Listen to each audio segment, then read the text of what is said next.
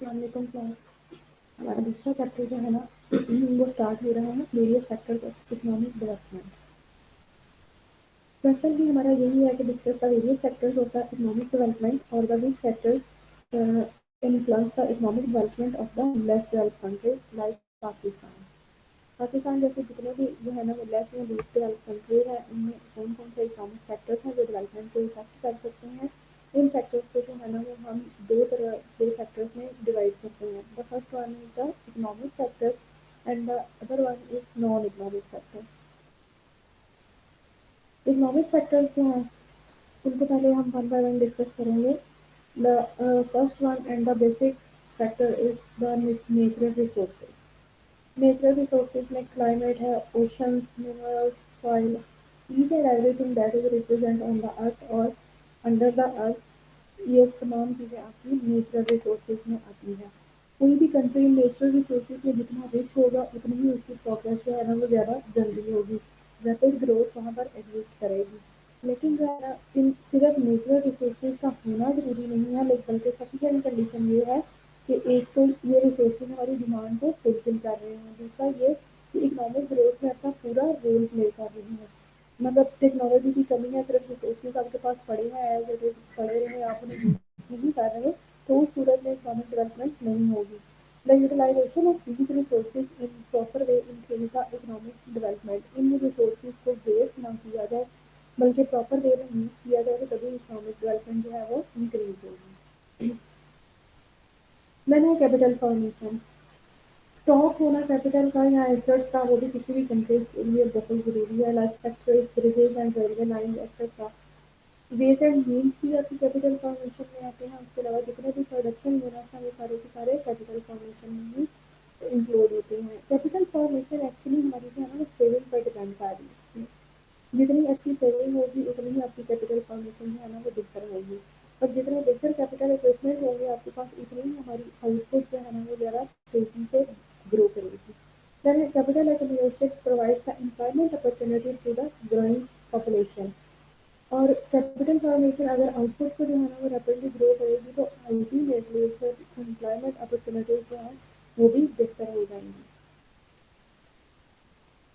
Power है, power resources में है गैस, ऑयल, इलेक्ट्रिसिटी वगैरह तमाम चीज़ें शामिल हैं, और ये भी एक वाइटल रोल प्ले करते हैं इकोनॉमिक डेवलपमेंट में। एनर्जी रिसोर्सेज जो है ना वो प्रोडक्शन सेक्टर में काफ़ी यूजफुल है। प्रोडक्शन सेक्टर में अब एग्रीकल्चर है, इंडस्ट्रियल सेक्टर है, ट्रांसपोर्ट सेक्टर है, सारे ही इंक्लूड हैं, और इन तमाम एनर्जी रिसोर्सेज जो है वो इन तमाम सेक्टर्स के लिए बेसिक नेसेसिटी की हैसियत रखते हैं। देन है लेबर। लेबर भी एक इम्पॉर्टेंट फैक्टर है इकोनॉमिक डेवलपमेंट का। अगर कंट्री ओवर पॉपुलेटेड है, ठीक है, तो डेवलपमेंट में ये एक ऑब्स्टेकल है, लेकिन अगर इसी जो है ना वो ओवर पॉपुलेटेड कंट्री की लेबर जो है वो यूजफुल है तो डेवलपमेंट जो है ना वो रैपिडली हो सकती है। लेकिन अगर कोई कंट्री अंडर डेवलप्ड है, पॉपुलेटेड है, तो फिर ये उसकी डेवलपमेंट के लिए फेवरेबल कंडीशन होगी। देन है ट्रांसपोर्ट एंड कम्युनिकेशन। ट्रांसपोर्ट में रेलवे, रोड्स एंड शिप वगैरह शामिल हैं, और कम्युनिकेशन में पोस्टल, टेलीफोन, टीवी, रेडियो, ये तमाम चीज़ें इंक्लूड हैं। अगर किसी कंट्री में ये फैसिलिटीज़ जो है ना वो उनकी डिमांड को पूरा करने के लिए सफिशेंट नहीं है तो भी डेवलपमेंट जो है ना वो ज़्यादा तेज़ी से नहीं होगी, क्योंकि डेवलपमेंट के लिए ट्रेड का होना ज़रूरी है, या फिर इंडस्ट्रियल और एग्रीकल्चर सेक्टर का जो है ना ग्रो करना ज़रूरी है, तो उसके लिए ट्रांसपोर्ट और कम्युनिकेशन मीन्स जो है ये क्विक होने चाहिए। ये जितने ज़्यादा ये क्विक होंगे उतना ही आप अपनी प्रोडक्ट्स को जो है ना वो एक जगह से दूसरे जगह पर लेके जा सकते हैं। वो इंटरनल भी हो सकती है और एक्सटर्नल भी। यानी कि फॉरेन कंट्रीज में अगर ट्रेड करनी है तो हमारे कम्युनिकेशन मीन्स जो है वो भी अच्छे होने चाहिए, लेकिन ट्रांसपोर्ट भी उसके लिए जैसे शिप है, प्लेन्स है, ये चीज़ें जिनकी एयरलाइंस है ये भी क्विक होनी चाहिए। लेकिन अगर हम इंटरनल ट्रेड की बात करते हैं तो उसमें भी चीज़ों को जो है ना वो डिफरेंट सिटीज़ में मूव करने के लिए वेज ऑफ मीन्स का डेवलप होना बहुत ज़रूरी है। नॉन इकोनॉमिक फैक्टर जो है उनमें पॉलिटिकल फैक्टर आ जाते हैं सारे। लॉ एंड ऑर्डर की कंडीशन। लॉ एंड ऑर्डर की कंडीशन अगर किसी भी इकोनॉमी में अच्छी नहीं है तो वहाँ पर जो है ना वो लोग इन्वेस्ट नहीं करना चाहते, क्यों नहीं करना चाहते, क्योंकि अनसर्टेनिटी की कंडीशन जो है वो वहाँ पर एग्जिस्ट कर रही होती है। देन डेमोक्रेटिक गवर्नमेंट है। डेमोक्रेटिक गवर्नमेंट जो है वो डेवलपमेंट के लिए काफ़ी बेहतर रोल प्ले करती है और ये ट्रांसपोर्ट और कम्युनिकेशन मीन्स जो है वो भी बेहतर कर सकती है, उनका साइज भी एक्सपेंड कर सकती है और उनकी क्वालिटी को भी जो है वो अच्छे तरीके से मैनेज कर सकती है। Then है development minded. A country can progress only when its government is development oriented, otherwise country suffers badly. अगर गवर्नमेंट जो है वो इस चीज़ पर फोकस करेगी कि कंट्री को डेवलपमेंट की तरफ लेके जाना है तभी एक कंट्री ग्रो करेगा, अदरवाइज जो है ना वो ये ग्रोथ पॉसिबल नहीं है। तो स्ट्रॉन्ग अपोजिशन है, स्ट्रॉन्ग अपोजिशन जो है ना वो भी गवर्नमेंट को जो है वो काफ़ी एक्टिव रखती है कि वो आवाम के लिए काम कर सके और कुछ इस तरह की पॉलिसीज बनाए जिससे कंट्री जो है वो ग्रो करे। देन है ऑर्गेनाइजेशन फैक्टर। एजुकेशन इसमें सबसे पहले आ जाती है। एजुकेशन जो है वो काफ़ी ज़रूरी है। अब आपके जो है ना वो इकोनॉमिक या कंट्री के तमाम एडमिनिस्ट्रेटिव अफेयर्स को स्मूथली रन करने के लिए members of administration must be given better rewards or pay.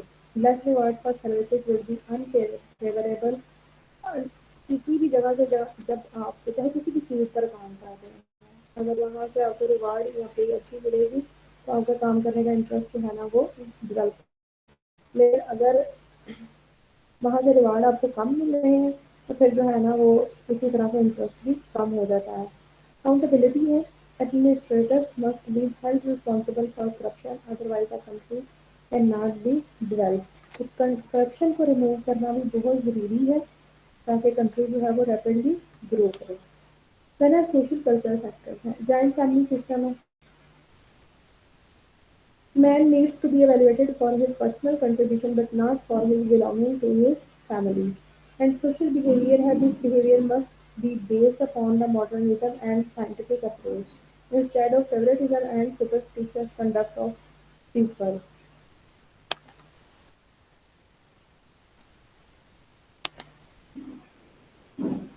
Educated और स्किल वर्कर्स हैं, लाइक डॉक्टर हैं, इंजीनियर्स हैं, ये किसी भी पोस्ट पर काम कर रहे हैं, अगर वो लोग एजुकेटेड हैं और सबसे बड़ी बात ये कि अपने काम में स्किल्ड है तो ही वो इकोनॉमिक डेवलपमेंट के लिए एक वाइटल रोल प्ले कर सकते हैं, अदरवाइज जो है ना उनका कंट्री के लिए किसी भी किस्म का कोई रोल नहीं है। सेकेंड क्वेश्चन है इसमें, discuss the role of technology in the economic development. Economic development में टेक्नोलॉजी का क्या रोल हो सकता है? सबसे पहली बात ये है कि टेक्नोलॉजी का मीनिंग क्या है? It means a body of knowledge which can be used to produce goods and services for economic development. Economic development के लिए जो है ना वो हम गुड्स एंड सर्विसेज जो प्रोड्यूस करते हैं उसका कंप्लीट नॉलेज होना चाहिए। देन है रोल ऑफ टेक्नोलॉजी क्या है? मोर आउटपुट।